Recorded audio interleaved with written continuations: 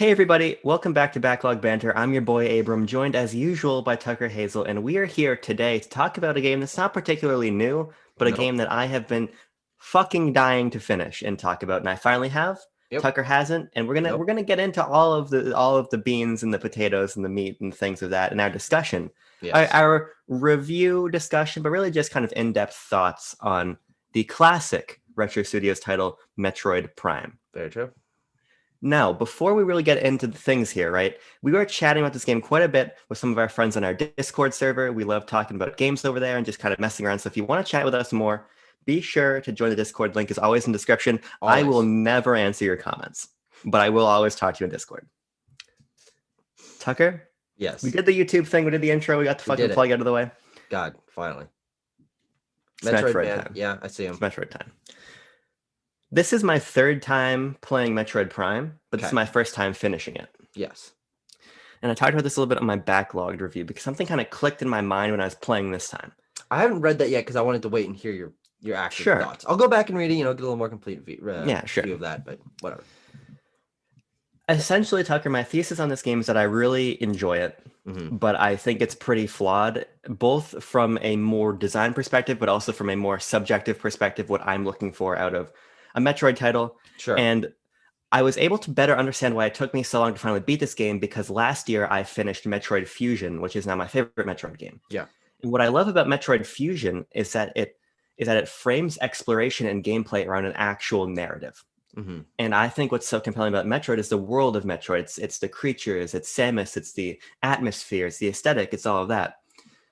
So when that has a overt narrative that I'm following and threads I'm pulling on, that gives exploration, combat, gameplay, puzzle solving, all of that a sort of hinge. Yeah. And my biggest problem with Metroid Prime, for as much as I enjoyed it, is that it didn't have that overt narrative. So big sections of this game felt aimless. It felt like I've got a new collectible, so I can go open some new more doors, but I don't know why I'm opening these doors. And Mm-hmm. because I don't know why, I feel like I'm just kind of walking around sometimes. Yeah. So there's this interesting tension in my head between everything this game does so well and what I feel like it's lacking. Mm-hmm. And for me, I don't think this game is perfect. I don't think it's this quintessential masterpiece that a lot of people consider it to be. Yeah. This pretty much cemented for me that I prefer 2D Metroid to 3D Metroid. Mm-hmm. So I feel like I have a lot to say, but I want to have and absorb your thoughts because you played a little bit of it and then had a fucking existential meltdown because I really plenty did, more. yeah. Well, I've had an interesting life week. Yes. The past week. That's totally tangential to it. Although I do think it's part of the reason why I had a hard time connecting to the game because I Absolutely. started it in a weird time in my life. But I've played about 3 hours of Metroid Prime. I beat Super Metroid last year. That was my first Metroid game. And I think the core moment where we differ is I don't personally find the Metroid aesthetic very engaging. It Sure. is a sci-fi world. There are aliens. You shoot them. It's caverns and it's lava area and ice area and yay. But there's not really anything more for that. And I think that's the reason I'm having a hard time connecting Metroid Prime is I'm going from area to area. I'm finding the new enemies. And while I do enjoy scanning them, I enjoy reading the little lore tidbits. I really don't think there's anything particularly unique about it in comparison to other sci-fi worlds that I've played in games or seen in movies, things like that. So I'm walking around these worlds and I'm like, well, okay, I can kind of just imagine what the rest of this is going to look like. And of course, early thoughts. I'm sure there's other areas later in the game that are more unique that play more into the lore, but as you're saying, it doesn't appear that there is a stronger narrative push to the game. So if I'm not really feeling the aesthetic and honestly not really feeling the exploration, I don't think platforming in first person is very, very interesting to me. I just don't know what would pull me more through. I do want to beat the game eventually, and maybe we'll make a part 2 to this video. Sure. That's more from my perspective at some point in the future. But early impressions are not particularly hot, though I think the game is rather solid. So I personally think that your thoughts on the game would be different in a lot of respects if you had played more. And I don't think that Mhm. that's to invalidate your thoughts, but No, to yeah, of say course. that um, you have seen a very small portion of the game because while you have played 3 hours, you just got to what the Fendara drifts. which is very early on in the experience. And as you get deeper, you start to get into the phase on mines, and you get into these sections where you need to go use your infrared goggles to see in the dark, and you're fighting space pirates and you're fighting Metroids. And Mm-hmm. there is more there, but beyond that, I think you just gotta, when you become more familiar with that world, you start to engage with it more. And I personally find, speaking first of the aesthetic in the world and everything, it reminds me a lot of why I like the film that Metroid was very clearly and heavily inspired by, Alien. Mm-hmm. When you watch Alien, there's nothing especially unique about that aesthetic. What it is, instead, I think is very iconic. And for me, the world of Metroid is very iconic. And sure, maybe the trappings of it are pretty familiar, but I think Samus is a very cool character, and I think that the way that Retro realized Samus's world was very interesting.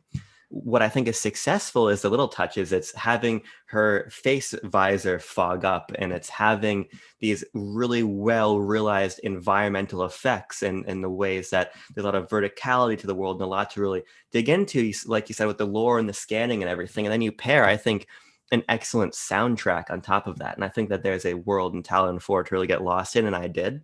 Mm-hmm. And as you get deeper into it and it becomes more interconnected and everything starts to fuse together more than just, okay, here are the Chozo A ruins Metroid here. fusion, if you would. When you get yes, sure. When you don't have just here are the Chozo ruins and then we're gonna go down to the Magmore caverns, but instead it's, this is Talon 4 and I'm going through it and I'm in this sunken ship and I've got that beautiful underwater music and I'm fighting space pirates and I'm doing all of these things.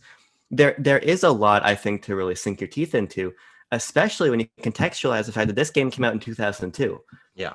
This game world looks is fucking ridiculously good. Like yes. it holds up today amazingly well. And I'm playing it on a Wii through the Wii U, like GameCube Yeah. Wii U. There's a path there, but I think the game still holds up ridiculously well. I mean, especially for a GameCube game. I think GameCube games on the whole hold up really well Yes. visually, but there's something about the detail and the environments and the textures and all of that I think still is impressive to today.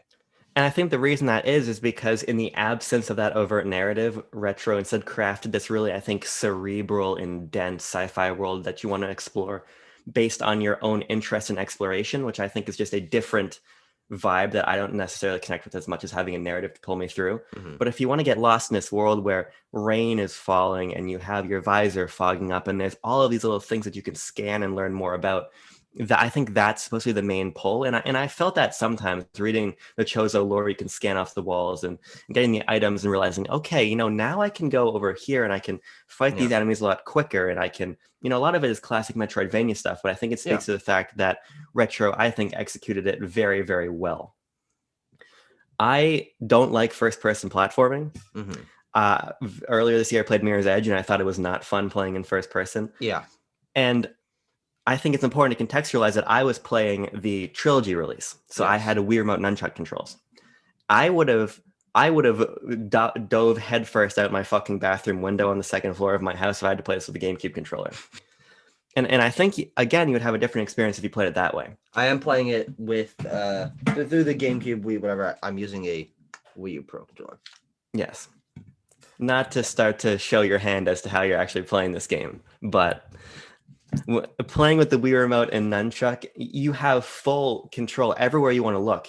You just look there. You don't have to hold down because there's no tank anymore. It's basically twin stick, but one is motion controlled. And it gives you such a precision and a fluidity. And I'm going to jump precisely here, and I'm going to snap quickly and shoot this guy. I'm going to do all of these things. And I think that allows you to engage with the world further because there's no longer this friction between 6th generation lock-on tank controls and the world that Retro has created. Sure. So I think that was another hurdle, and I think I would have remarkably different thoughts if I was playing on GameCube. Because I was able to connect with that world more than I think you were, and I think part of that is because this, like Pikmin, I think that the Wii Remote is a definitive way to play this, and it lets you get closer to that world. Yeah, I mean, I do think that I'm willing to give the Wii Remote version a try as I've played a solid start to Metroid Prime. I've realized that one of my biggest issues is that first person platforming. And one of another biggest issues is you can't look down at all. So if you're going down any kind of vertical thing, you just have to fucking hope and dream that you land on a platform below you. And it does lead to sometimes where you'll slip off a thing and fall a bunch because you can't you can't see the world at your feet. A lot of platforming in first person games that are more modern, that I've played on PC or on more modern consoles, I do a lot of looking down to see where I'm going, looking down at the ground, making sure my feet land on things. But you don't have that ability in this game, and I think obviously something that was probably fixed a little bit given the degree of control you have in with the Wii remote. Yeah. But it is interesting that this game did, at the time of release and since, has gotten all sorts of critical acclaim for this, where I think that's a pretty solid flaw that seriously hampers my experience with the world, because I am a huge Metroidvania fan. I've never played a third Yeah. person or a first person one. It's always been 2D, 2D third person, whatever. But I'm engaged by the Metroidvania formula of finding new upgrades and exploring the rooms and going back to the main areas and backtracking and all of that. But that was just slightly hampered by the fact that I wasn't as engaged by moving around the environments because it wasn't first person. So I'm willing to give the Wii version a shot if I do go back to this game, when I go back to this game, because I'm going to beat it eventually. But initial impressions on the essentially GameCube version of this game is that did hamper my enjoyment, hamper my experience. Yeah. Yeah, I mean, I think that a lot of sixth generation, we were sort of figuring things out still, and you can feel a lot of that in the lock-on combat and everything. This was pre-twin stick. I mean, the GameCube C-stick was never even really meant to be a true second analog stick. Yeah. So playing it on Wii, I just think is a natural extension of that. The problems of looking down, a lot of your problems just aren't there. And I think that that's a smoothness that unlocks a lot of the game's potential. Sure. Because I do think that the gameplay loop is very solid in it, and it gets a lot. It goes from, I think, solid to really engaging as you get deeper into the experience. The combat in particular is something I want to highlight. Sure. Because the early on combat is very simple. It's okay. We're gonna lock on and we're gonna keep hitting A and we're gonna hit A until that guy is dead, right? Yeah. But as you get deeper into the game, when you start getting more beam upgrades and you start meeting enemy types, space pirates and Metroids who force you to think and fight differently and be swapping between things, the combat gets a lot more engaging, and something that started out as a flaw for me and I think kind of held me back in those earlier playthroughs ended up becoming very empowering. Some of the later boss fights are really incredible, especially the final boss of this game. It might be one of my favorite final bosses ever. Wow, okay. It's this like long, like 15-20 minute fight, multi-phase fight, and you really feel powerful. And you feel like you're coming, you fight. I'm not going to really give spoilers because you're still going to play it and there's no real sense to spoil it, but it's a great fight. And I think the combat really unfolds really well. Sure. And I think the exploration is in a similar vein. I have a little bit of a bone to pick with the exploration, and I think it goes back to the story, the lack of story, and I think the problems with pacing because of it. Okay, sure. There's some very specific instances where you see, okay, the momentum of the game and the map design is pushing in this direction. I know this is where I'm supposed to go. Yeah. I see very clearly that I don't have the item to cross this. For people who have played the game I'm talking, a great example is Metroid Quarantine A. There's this pit of Phazon you have to cross. To cross it, you have to go back and find the X-ray visor. You find the X-ray visor, you come back. You know, it's a Metroidvania, so you're going to be backtracking. You're going to be revisiting areas, right? But you cross this gap. You go one room further. On the other side of that room is a locked door that you need a new beam to access, the heat beam. Yes. So you hit the door, and then immediately, sometimes the game will very overtly tell you where to go. Be like, incoming scan data, go back here. Gives you a little picture of what the room is, or like it gives you a thing on the map, And then they're like, okay, now go all the way back over here to get the heat beam. So I feel like there's this weird push and pull where sometimes backtracking is handled very well, but sometimes you find an item and you get a little bit further and like, okay, actually you need a whole nother item to keep really moving. So I felt like this game really folds back on itself a little bit too often. And the pacing felt strange because my final play clock, because it gives you an exact play clock when you're done, was I think it was 9 hours and 45 minutes to beat the game. Interesting. Wow, that's pretty short.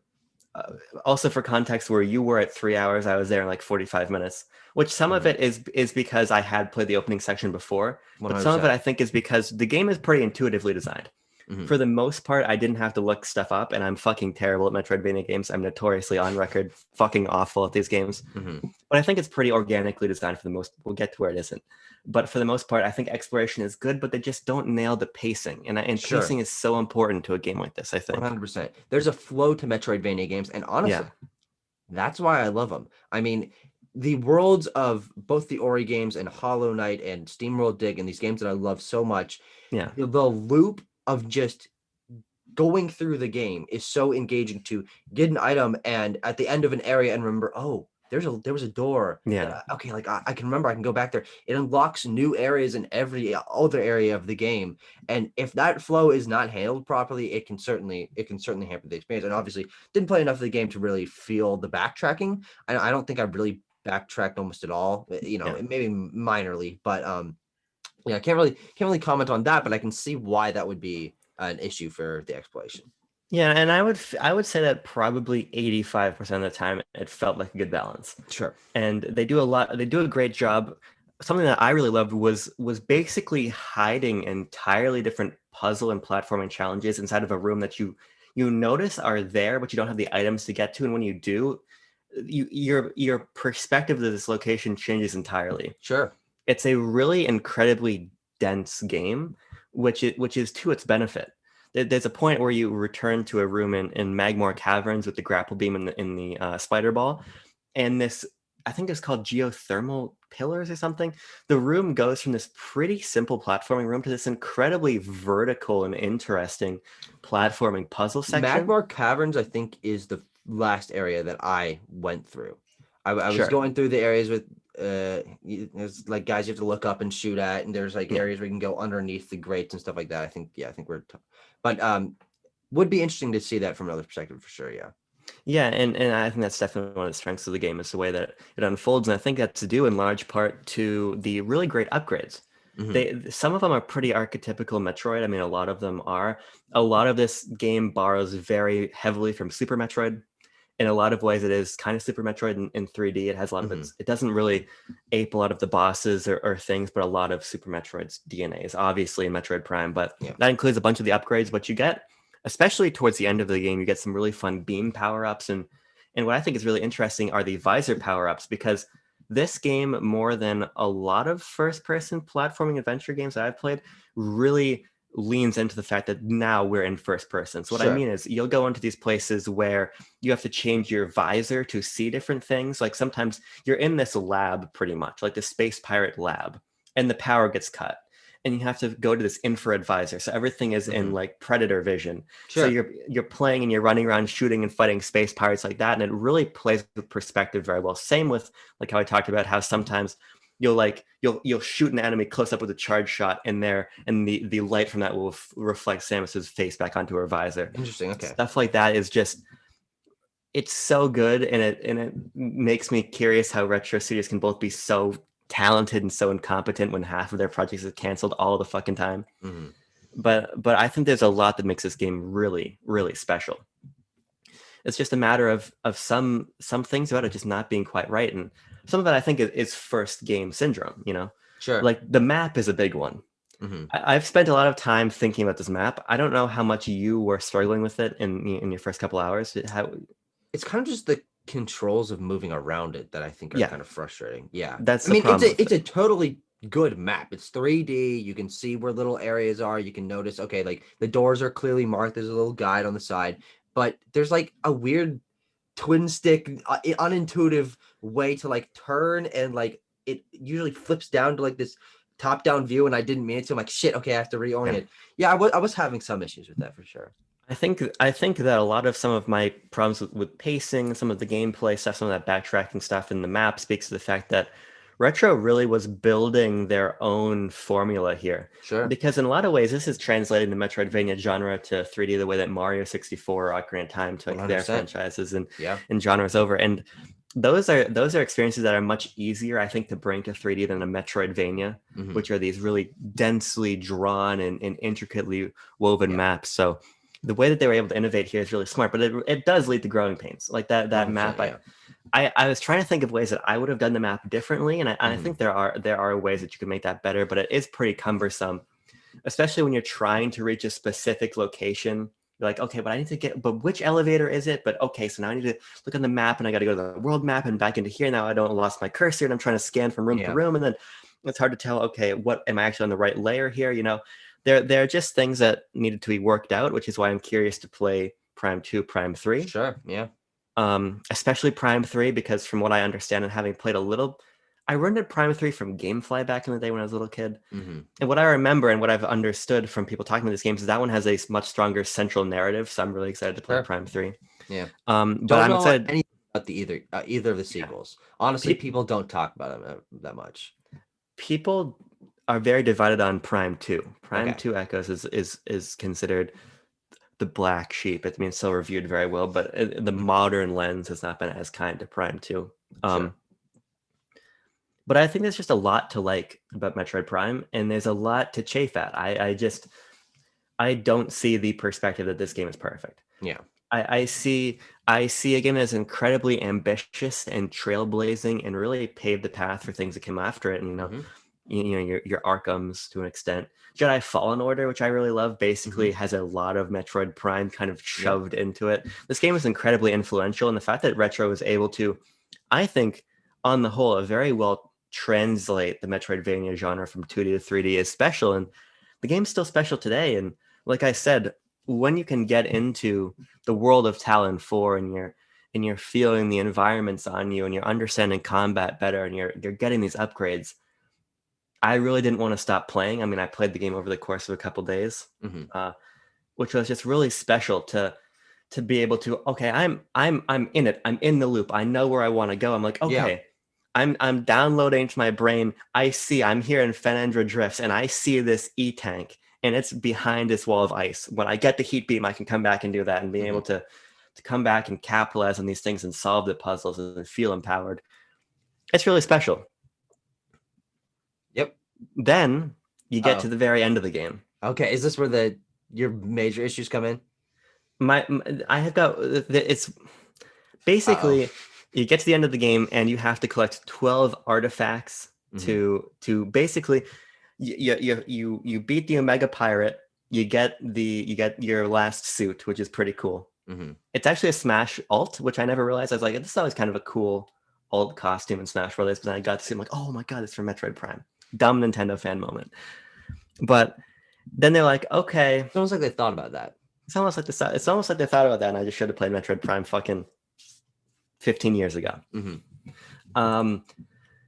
But you have to collect 12 artifacts to open the final door, pretty much, and then you do 3 awesome boss fights back to back to back. Really, kind of like 1, 2, and like one that's linked to 2. Okay. It's cool. I'm not gonna spoil it, but you have to get these 12 artifacts, which are when the game goes from well designed to fucking arcane for no reason. And did you have to use a guide for this? Yes, this part I used a guide for, and I had no qualms about it. On other parts, I used guides here and there for very little things, but like an artifact is hidden in like a fucking pillar that you have to shoot with 3 missiles, and there's no visual damage after the first missile, and you can't scan the pillar.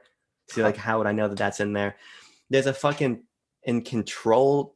If you know the control tower thing, there's a lot. It just gets weird, and I felt like Retro carried their momentum for the most part. Like I said, there were flaws with the backtracking and some of the stuff, but they carried the momentum so well. And they're like, cut it off. The game's too short. We need to stretch it out a little bit. Yeah. I mean, considering you beat it under 10 hours, I would still consider that pretty short. Although, obviously, you did use a guide for that section that is intended to pad out the length a little bit. Yeah. So.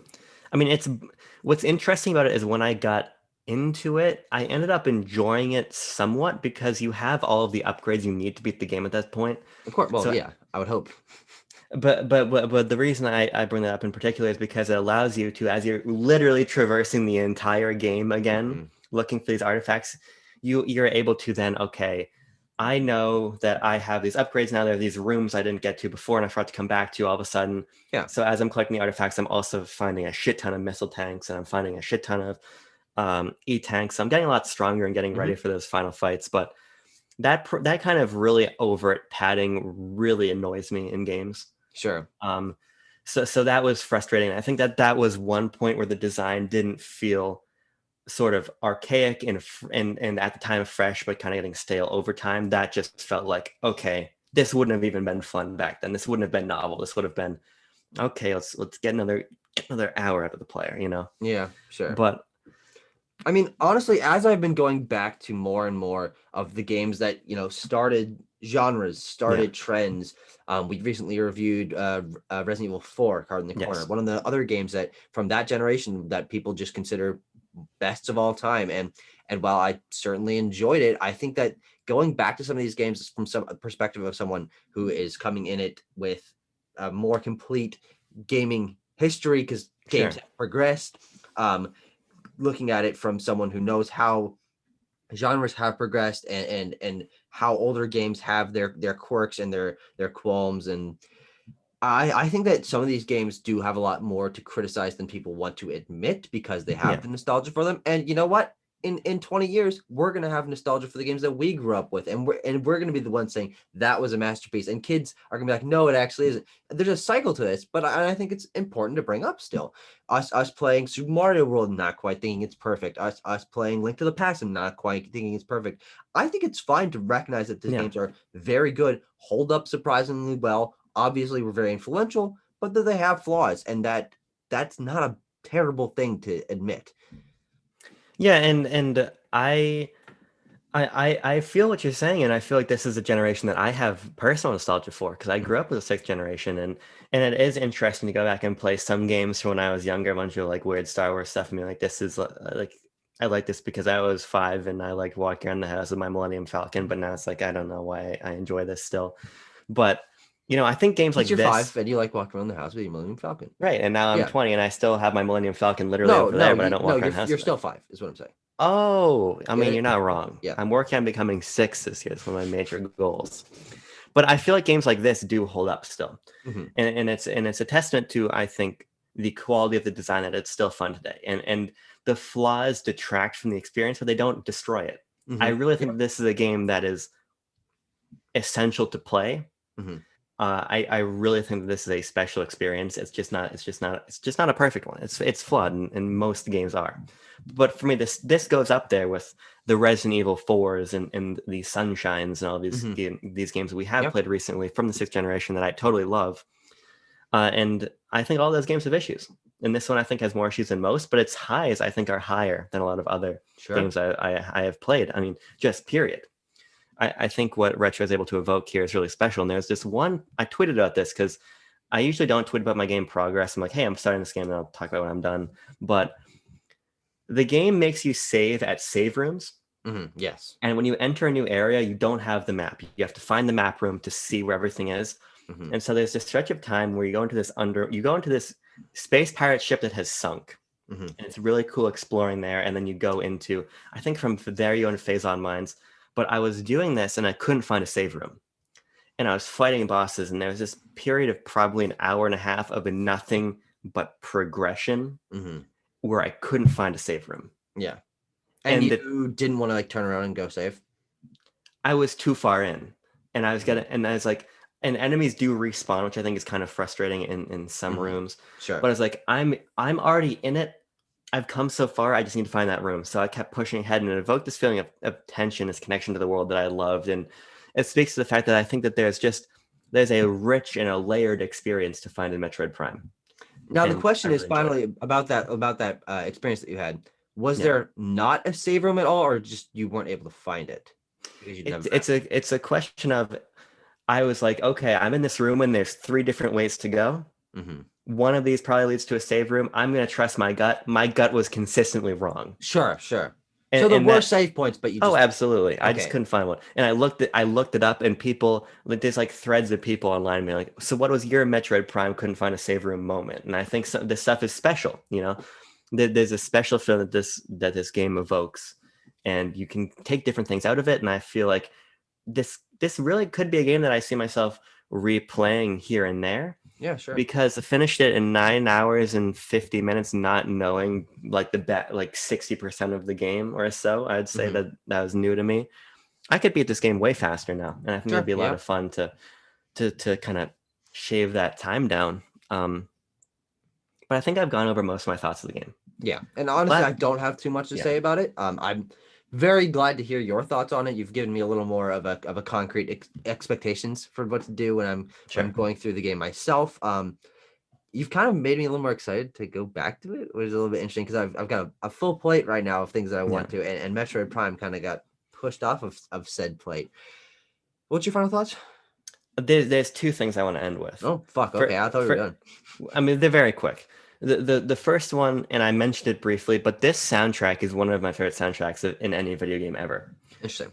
Especially if you're playing this with if you're playing this with headphones in at night, and you just get immersed in the when you're in the sunken frigate. That track is amazing. So, just a good soundtrack really does elevate a game, and I'm starting to come around to that more. I've always enjoyed game soundtracks, but I've always thought of them a little bit more as background noise. But actually, the last couple of months I've been listening to game soundtracks as I write, and that has given me a different appreciation than really having this grand experience contextualized around this music. Sure. Was really special. So I really love that. And the last thing I want to end on is if the trilogy comes to Switch, I will buy it because I want Metroid to thrive. Yes. But I really, truly believe that this is the best way to play Metroid Prime.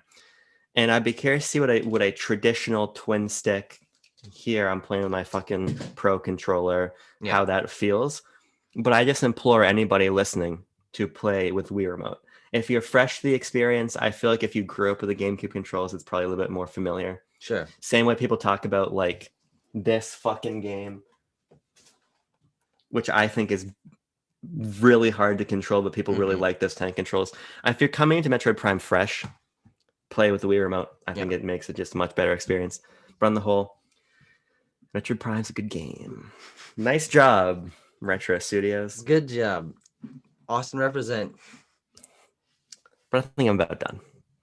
Well, thank you very much for talking to me about your thoughts on Metroid Prime, and thank you everyone for watching this, who's still watching, for watching. Lots of watching there. But we've got other videos coming up. We're gonna be recording our BLB episode right after this. Who knows what order this is gonna go up in. Sure. But I'm happy you finally got through it. That's one of your 2021 game resolutions, I'm pretty sure. It was, and this is a game that has really, I've wanted to be at this game since like fucking 2016. That's when it first re-released, because I have it on my Wii U through Wii Virtual Console.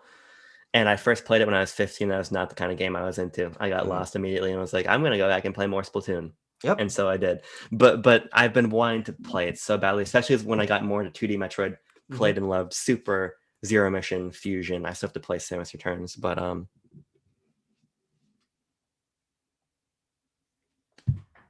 don't know how to end the thought. Yeah, no, me either. So because it wasn't me talking. Goodbye.